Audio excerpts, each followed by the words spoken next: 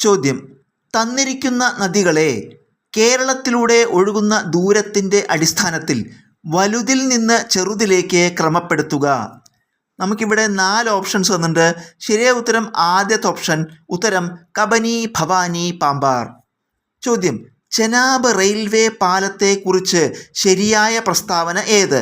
നമുക്കിവിടെ 4 ഓപ്ഷൻസ് വന്നിട്ടുണ്ട്. 4 പ്രസ്താവനകളുണ്ട്. ഈ 4ഉം ശരിയാണ്.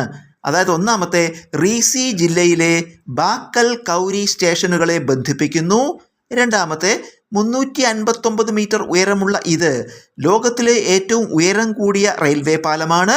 മൂന്നാമത്തെ, ഭാരമുള്ള ശ്രീനഗർ ഉധംപൂർ റെയിൽവേ പാതയിലാണ് ചെനാബ് പാലം സ്ഥിതി ചെയ്യുന്നത്. നാലാമത്തെ, 1315 മീറ്റർ നീളമുള്ള പാലത്തിൻ്റെ പ്രധാന നിർമ്മാണ മേൽനോട്ടം കൊങ്കൺ റെയിൽവേക്കായിരുന്നു. ചോദ്യം: പ്രതിശീർഷ വരുമാനം എന്നത് എന്താണ്? നമുക്കിവിടെ 4 ഓപ്ഷൻസ് വന്നിട്ടുണ്ട്. ശരിയായ ഉത്തരം ആദ്യ ഓപ്ഷൻ. അതായത് ഉത്തരം ദേശീയ വരുമാനം ബൈ ആകെ ജനസംഖ്യ.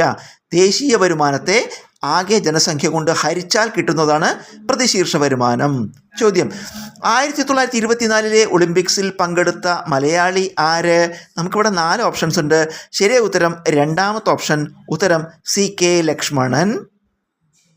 ചോദ്യം: ഹിമാനിയുടെ കനമേറിയ ഒരു നിക്ഷേപണ ഭൂരൂപമാണ്. നമുക്കിവിടെ 4 ഓപ്ഷൻസ് വന്നിട്ടുണ്ട്. ശരിയായ ഉത്തരം രണ്ടാമത്തെ ഓപ്ഷൻ. ഉത്തരം കരേവ. ചോദ്യം: ഇന്ത്യൻ ഭരണഘടന ഉറപ്പ് നൽകുന്ന സ്വാതന്ത്ര്യത്തിനുള്ള അവകാശങ്ങളിൽ ഉൾപ്പെടാത്തതേത്? നമുക്കിവിടെ 4 ഓപ്ഷൻസ് വന്നിട്ടുണ്ട്. ശരിയായ ഉത്തരം രണ്ടാമത്തെ ഓപ്ഷൻ. അതായത് ഉത്തരം സ്വത്ത് സമ്പാദിക്കാനുള്ള സ്വാതന്ത്ര്യം. ചോദ്യം: കാച്ചിക്കുറുക്കിയ കവിത എന്ന് വൈലോപ്പിള്ളിയുടെ കവിതകളെ വിശേഷിപ്പിച്ച നിരൂപകനാര്? ഉത്തരം MN വിജയൻ. ചോദ്യം: അണലി വിഷം ശരീരത്തിലെ ഏത് ഭാഗത്തെയാണ് ബാധിക്കുന്നത്? ഉത്തരം രക്തക്കുഴലുകളെ. ചോദ്യം: ഭരണഘടനാ നിർമ്മാണ സമിതിയുടെ അധ്യക്ഷൻ ആരായിരുന്നു? ഉത്തരം ഡോക്ടർ രാജേന്ദ്ര പ്രസാദ്. ചോദ്യം: ശൈത്യകാലത്ത് ഏറ്റവും കുറഞ്ഞ താപനിലയും ഉഷ്ണകാലത്ത് ഏറ്റവും കൂടിയ താപനിലയും രേഖപ്പെടുത്തിയ ചുരു ഏത് സംസ്ഥാനത്താണ്? ഉത്തരം രാജസ്ഥാൻ. ചോദ്യം: കേരള സംസ്ഥാന ദുരന്ത നിവാരണ അതോറിറ്റിയുടെ വൈസ് ചെയർമാൻ ആര്? നമുക്കിവിടെ 4 ഓപ്ഷൻസ് വന്നിട്ടുണ്ട്.